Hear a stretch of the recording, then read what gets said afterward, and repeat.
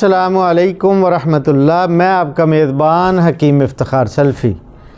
आज मैं अपने नाज़रीन के लिए जो नुस्ख़ा लेकर आया हूँ उन मर्दों ख़वातीन के लिए जिनके बाल झड़ते हैं, बालों में सिकरी, खुश्की, बाल बेरुखे और बालों में दो मुँहे बाल और बालों की ग्रोथ नहीं हो रही। सारे बालों के मसाइल के लिए इंशाअल्लाह बेहतरीन मैं नुस्ख़ा लेकर आया हूँ। आपने आधा किलो सरसों का तेल लेना है और साथ के आपने क्या लेना है, ये मेरे पास खुश्क आंवला है, 1 तोला आपने लेना है खुश्क आंवला। और मेरे पास है ये रोज़मेरी, 1 तोला आपने रोज़मेरी लेनी है। रीठे लेने हैं आपने 1 तोला और सीकाकाई ये भी आपने 1 तोला लेनी है।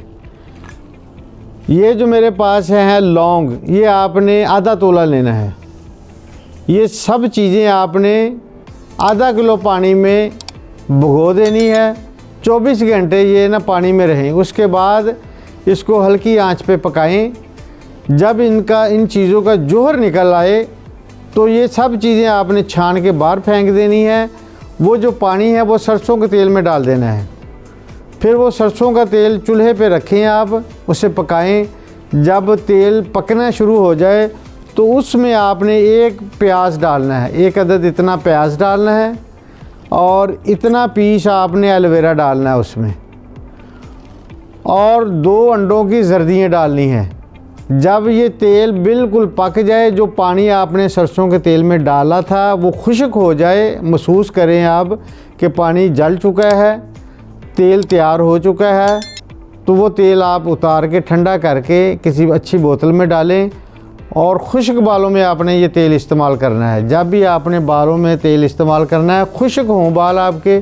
और साथ में अपने नाज़रीन के लिए एक दुआ भी बताना चाहता हूँ। नाज़रीन को आपने दुआ क्या पढ़नी है, तेल पे आप दम करें, तेल पे आप दम करके वो तेल लगाएं। इंशाअल्लाह चंद दिनों में आपके बालों की देखना कि कैसे ग्रोथ हो रही है, सिकरी खुशी बालों में इंशाअल्लाह चमक आ जाएगी।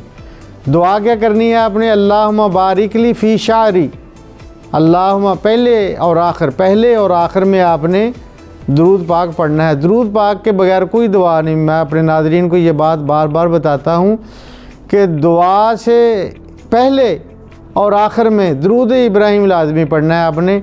दुआ क्या करनी है, अल्लाहुम्मा बारिक ली फ़ी शारी, अल्लाह हमारे बालों में बरकत अता फरमा। इंशाअल्लाह चंद दिनों में आप देखेंगे कि बालों की रंगत ही बदल चुकी है इंशाअल्लाह। और आप मुझे दुआओं में याद रखेंगे इंशाअल्लाह।